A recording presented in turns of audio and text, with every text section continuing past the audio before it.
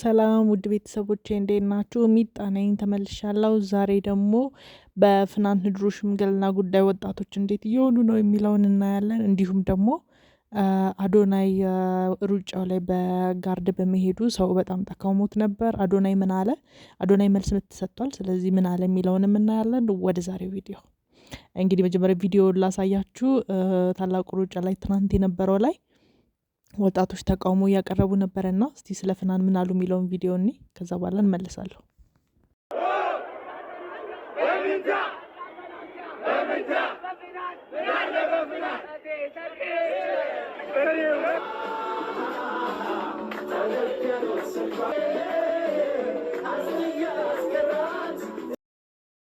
ሲያሳዝኑ በስማም። ይሄኛው ደግሞ የወንዶች ጉዳይን በመወከል መግለጫ እያወጣ ነበር የራሱን ቲክቶክ ላይ። የሚገርም ነው፣ ደስ ይላል፣ ግን ያዝናናሉ። እሱንም የፈናን ሽምግልናና ትግሉ ላይ ስለሚያጠለው ጥላ ለማህበሩ አባላት አንዳንድ ነገሮችን ማለት እወዳለሁ። በመጀመሪያ ላሳያችሁት መረጋጋትና ስክነት ከልብ አመሰግናለሁ። በ2017 ብዙ ህመሞችን አሳልፈናል። በአደባባይ ተመተናል፣ ተሰድበናል፣ ብሎም ኩላሊታችንን እስከ መውሰድ እንደተደረሰ ይታወቃል። ይሁን እንጂ 2018ን ስንቀበል ያለፈን በመርሳት አዲስ ተስፋ ሰንቀን ነበር ይህን ድንገተኛ ሽምግልና የሰማነው። ይህን ህመም ከሌሎች ህመሞች ለየት የሚያደርገው የእኛ ከምንለው ሰው በመምጣቱ ነው። አርቲስት ህዝብ ላይ በመነሳቱ ነው። አልተዘጋጀንም ነበር። ቁስላችንን እያስታመምን ነበር። እንባችንም አልደረቀም ነበር። ሽምግልና ነው፣ ሙሉ በሙሉ አላለቀ። ሽማግሌዎቹንና ሽማግሌዎቹን የላከውን አካል በመፈለግ ላይ ነው የምንገኘው። ተይዘው ለማህበሩ ሞራል ካሳ እና ተገቢውን ቅጣት እስከሚያገኙ ድረስ የቻልነውን እንሞክራለን። የፈናን ሽምግልናና ትግሉ ላይ ስለሚያጠለው ጥላ ጭራሽ ፊርማም እያሰባሰቡ ነው። ሌላው ማመልከቻ ደግሞ ምን ይላል? ጉዳዩ በፍናን ጋብቻ ቤቱታ ማቅረቢያ ነው ይላል። ከላይ ርዕሱ ለመግለጽ እንደተሞከረው ወይዘሪት ፍናን ልታገባ መሆኑ ይታወቃል። ስለሆነም ይህ ጉዳይ እንደ ሀገር ትልቅ ረብሻ የሚያስነሳ ስለሆነ መንግስት በጉዳይ ላይ ጣልቃ በመግባት ችግሩ ስር ሳይሰድ አፋጣኝ መፍትሄ እንዲሰጥ በጥብቅ እያሳሰብን፣ ይህ ካልሆነ ግን አስፈላጊውን እርምጃ እንደምንወስድ እናሳስባለን ይላል። የሚገርም ነው። ብቻ ግን ደስ ይላሉ።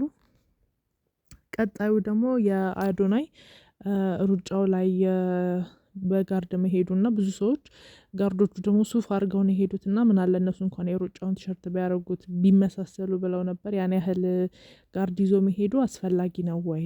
ጀስት ወይ ሊያካብድ ነው ወይ ዩኝ ለማለት ነው እንጂ ይሄን ያህል አስፈላጊ ነው ወይ ጋርድ ብለውት ነበር። በጣም ብዙ ሰው እየተቸው ነበር። እሱ ደግሞ ለዛ መልስ ሰጥቷል። ምን አለ የሚለውን እናያለን።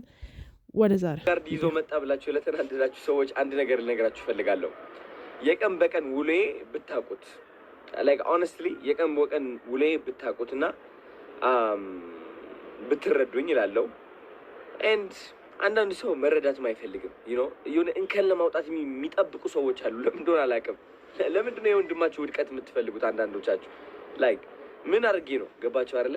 ምንም አላረኩኝም እውነት ለመናገር ምንም። ለምንድን ነው? ኤኒዌይስ ጉረኝነት ከመሰላችሁ እንግዲህ ያው የእናንተ መነጸር ነው። መነጸራችሁ እንግዲህ ላወልቅላችሁ አልችልም። ሁሉም ሰው የየራሱ መነጸር አለው። እነዚህ ቦዲጋርዶች ለምን እንደሚያስፈልጉኝ ልንገራችሁ። አያችሁ፣ ቀን በቀን ውሎዬ በዚህ ቻሪቲ እና ዶኔሽን ምክንያት በጣም ከባድ እየሆነ ነው። ለምን? በጣም ብዙ ሰዎች በስልክ ብቻ ሳይሆን በአካልም ይመጣሉ። እኔ ደግሞ እንደ አንድ አዶናይ ማለት ነው የምችለውን ያህል ነው ማድረግ የምችለው እንጂ ለሁሉም ሰው መድረስ አልችልም። ሰው የቀን በቀን ውሌ በቃ ልቤ እየደበረኝ ማለት ነው እየጨነቀኝ ምናምን እምቢ እያልኩኝ ሙሉበት ነው ኖ እያልኩኝ ማለት ነው። ቢካዝ በጣም ከመብዛቱ የተነሳ ኤንድ ቱኤፍ ሪል ስቴት ነው ፕሮፐርቲ የሰጣችሁት የ10 ሚሊዮን የሆነ እንትን ቪዲዮ ለቃችሁ ነበር። አዶናይ የፈለከው ምረጥ ያላችሁኝ ማለት ነው። እሱ ምንድነው ያደረገኝ? አንደኛ ነገር የማይሆን ስፖት ላይ ያስቀመጠኝ። በጣም ብዙ ሰዎች፣ በጣም ብዙ እርዳታ ድርጅቶች በጣም ከምታስቡት በላይ በአካልም በስልክም አፕሮች ያደርጉኛል። እንግዲህ አዶናይም የራሱን መልስ ሰጥቷል። ሰዎች ስለሚያስቸግሩኝ ነው ብሏል። እና ይሄ የእርዳታውም ጉዳይ በጣም እሱ ልክ ነው። ብዙ ሰው እንትን ሊል ይችላል፣ ግን ያን ያህል አስፈላጊ አልነበረም። ግን ብቻ ሰዎች ስለሚያስቸግሩኝ ነው በእርዳታው ምክንያት ብሏል። እንደሰማችሁት ነው። ያን ያህል ነሰሰሪ ጉዳይ አልነበረም። ግን ይሁን ምንም ማለት አይደለም። በሚለው አልፈነዋል። የዛሬው ቪዲዮአችን ይሄን ይመስል ነበር። ሼር፣ ላይክ፣ ሰብስክራይብ እያረጋችሁ ይሄን ውድ ቤተሰብ እንድትቀላቀሉ እየጋበዝኳችሁ አመሰግናለሁ። በቀጣይ ቪዲዮ እስከምንገናኝ ባይ